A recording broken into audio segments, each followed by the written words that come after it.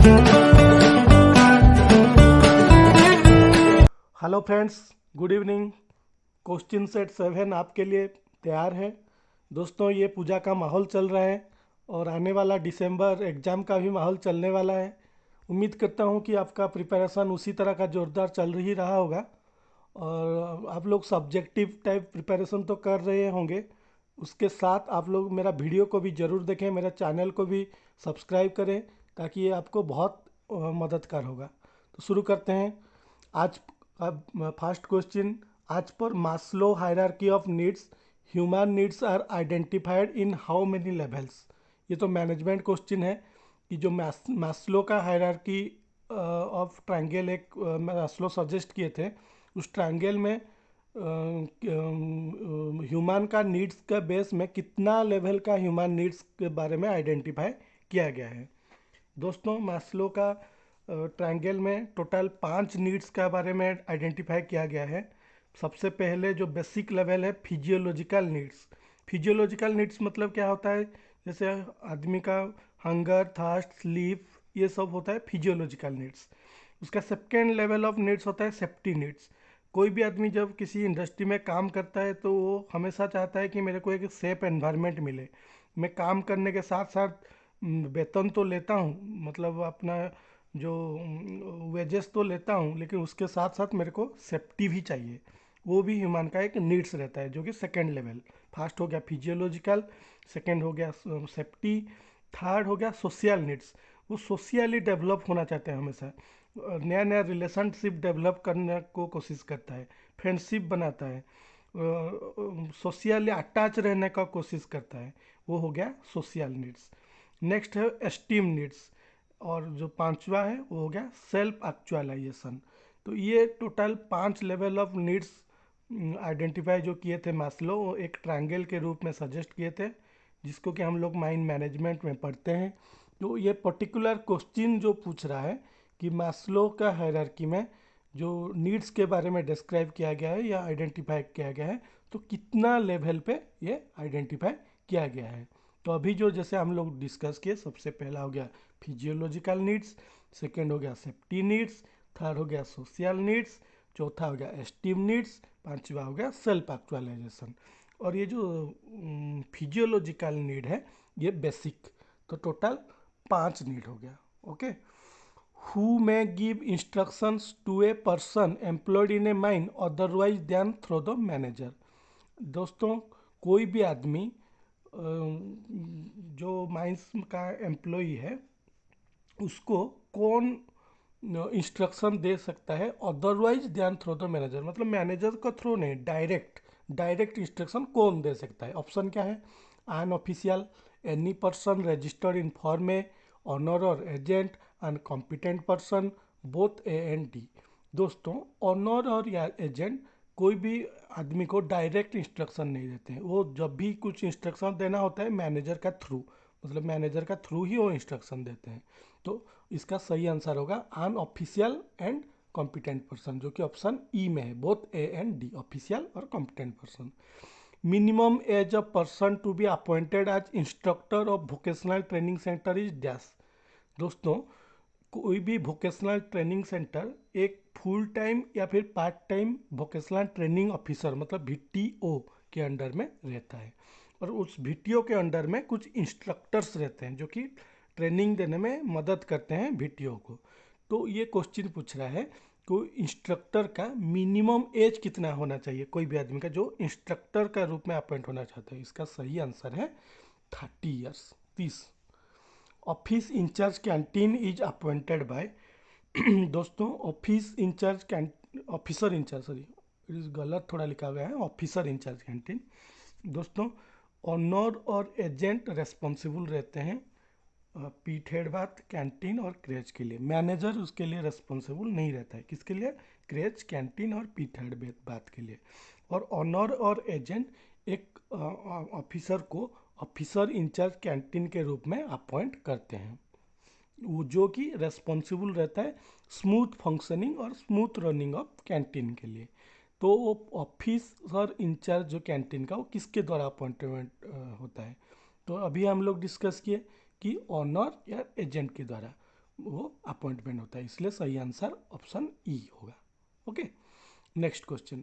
In a mine 2800 persons are employed, how many workman inspectors are be kept ready as additional panel in the above mine. दोस्तों हम लोग mine rule में पढ़े हैं कि जब एक माइंस में वर्कमैन इंस्पेक्टर का प्रोविजन का बारे में क्या लिखा गया है माइंस रूल में, कि जब 500 पर्सन होंगे एक माइंस का एम्प्लॉय, तो वहाँ पे 3 वर्कमैन इंस्पेक्टर रहते हैं। एक मैकेनिकल के लिए, एक माइनिंग के लिए फर्स्ट, सेकंड मैकेनिकल के लिए, थर्ड इलेक्ट्रिकल के लिए।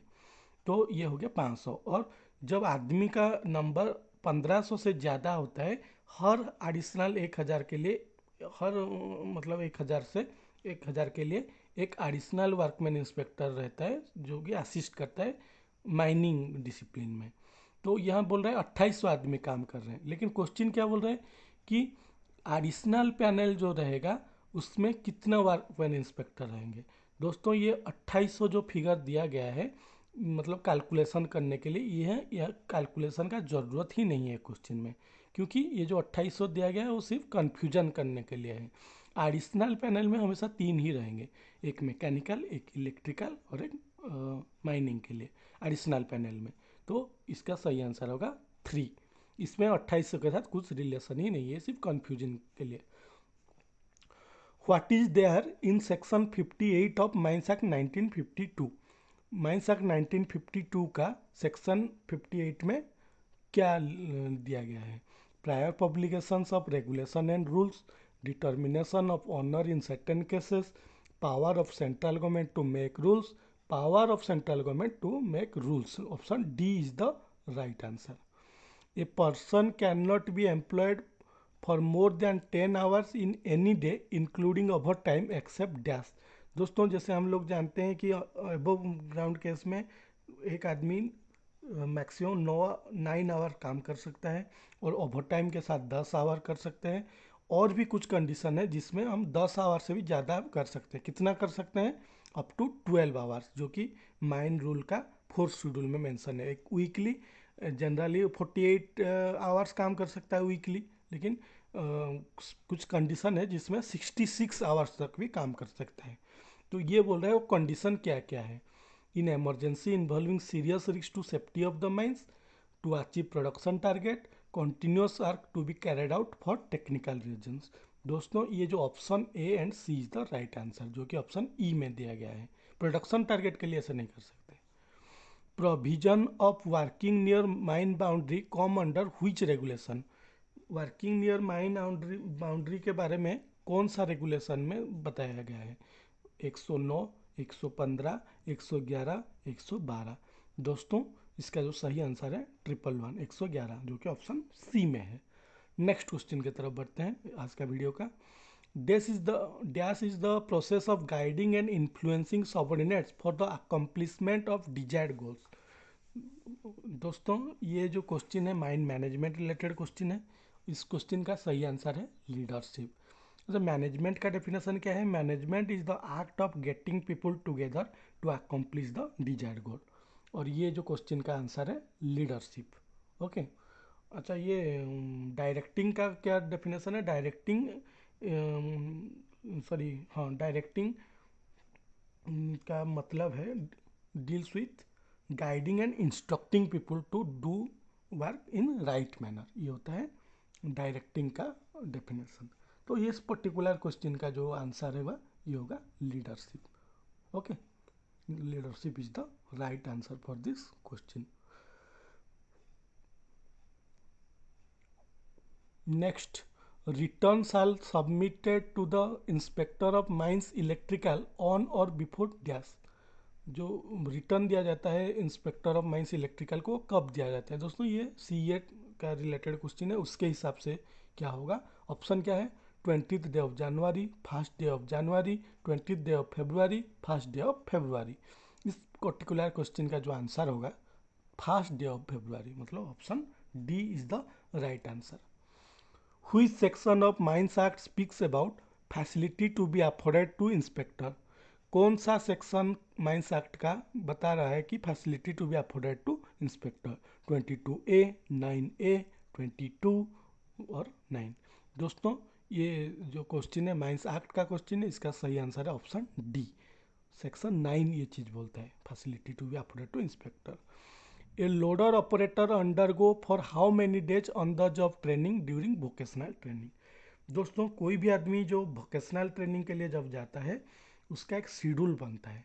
उस शेड्यूल जो फॉर्म 3 में बनता है, वो फॉर्म 3 जो शेड्यूल में टोटल नंबर ऑफ डेज जो रहता है वोकेशनल ट्रेनिंग का, उसको 3 पार्ट में डिवाइड किया जाता है। एक है थियोरेटिकल ट्रेनिंग, एक है ऑन द जॉब ट्रेनिंग और है फीडबैक सेशन।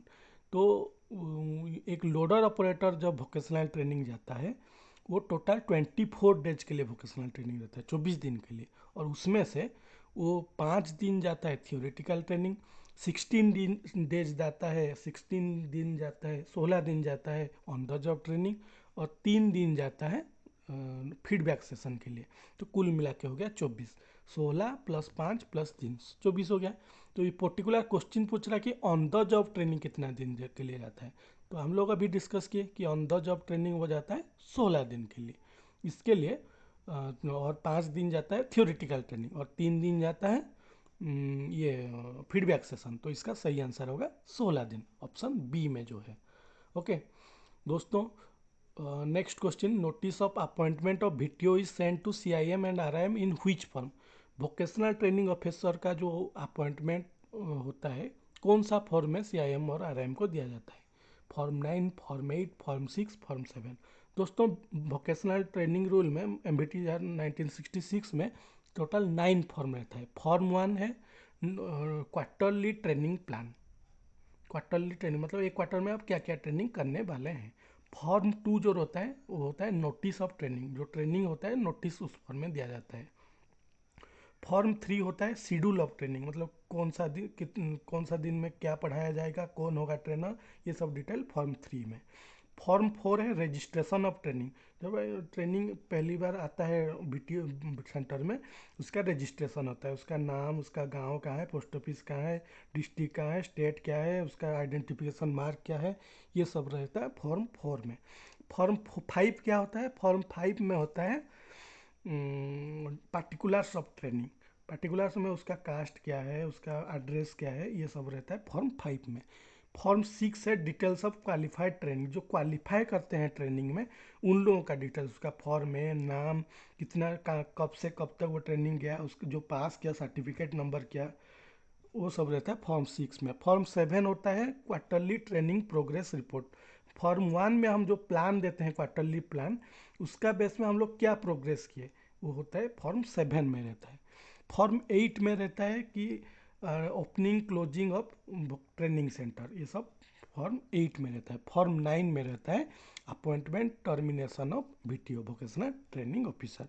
तो सभी फॉर्म के बारे में मैं एक्सक्लूसिवली बता दिया आपका कौन सा फॉर्म में क्या रहता है। आप लोग इसको याद कीजिएगा और दोबारा मेरे वीडियो को रिवाइंड करके देख के उसको नोट भी कर लीजिएगा। ओके, तो ये होता है MBTI 1966 के अंडर का ऑल फॉर्म्स 1 to लेके 9 तक।